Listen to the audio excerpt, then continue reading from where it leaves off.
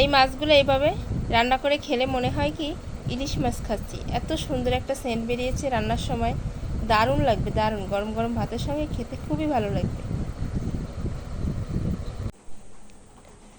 আসসালামু আলাইকুম, আফসানা ভিলেজ ফুডে আপনাদের সবাইকে স্বাগত জানাই। বন্ধুরা, আপনারা সবাই ভালো আছেন? আমরা সবাই ভালো আছি। আমার নতুন বন্ধু, পুরনো বন্ধু যারা যারা আমার ভিডিওটা দেখছেন তাদেরকে অসংখ্য অসংখ্য ধন্যবাদ। দেখুন, এখানে আমি সামুদ্রিক কয়েক রকমের মাছ কেটে পরিষ্কার করে ধুয়ে নিয়েছি।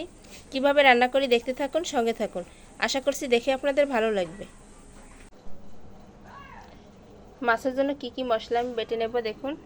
সরিষা, জিরা, আদা, রসুন, পেঁয়াজ, শুকনো মরিচ সব কিছু একসঙ্গে ভালো করে বেটে নেব।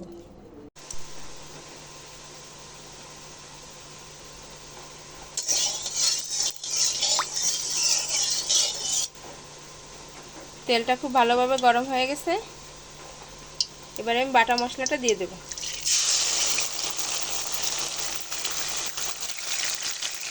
পরিমাণ মতো লবণ, হাফ চামচের মতো হলুদ,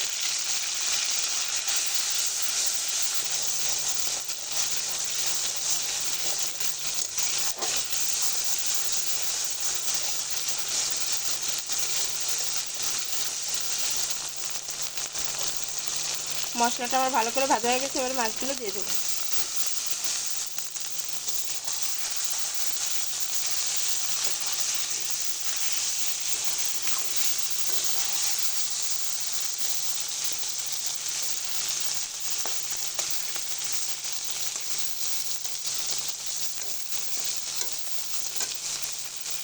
এবারে সামান্য একটু পানি দিয়ে দেবো।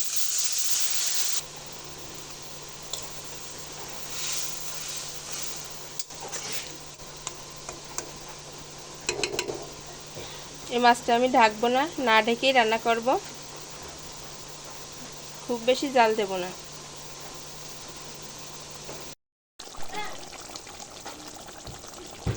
দেখুন, এই মাছ থেকে কিন্তু খুব সুন্দর একটা সেন্ট বেরিয়ে গেছে। ঝাটকা মাছ আছে, এই জন্য ইলিশ মাছের ঘ্রাণটা বেরিয়ে গেছে। এবারে আমি চুলা থেকে নামিয়ে নেব।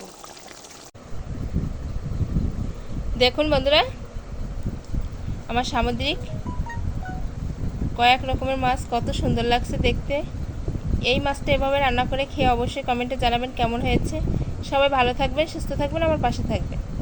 ভিডিওটা যদি ভালো লেগে থাকে একটা লাইক করবেন, বন্ধুদের সঙ্গে বেশি বেশি শেয়ার করবেন, চ্যানেলটি সাবস্ক্রাইব করে আমার পাশেই থাকবেন প্লিজ। বন্ধুরা, আপনাদের সাপোর্টে আমি এগিয়ে যেতে পারি। আল্লাহ হাফেজ।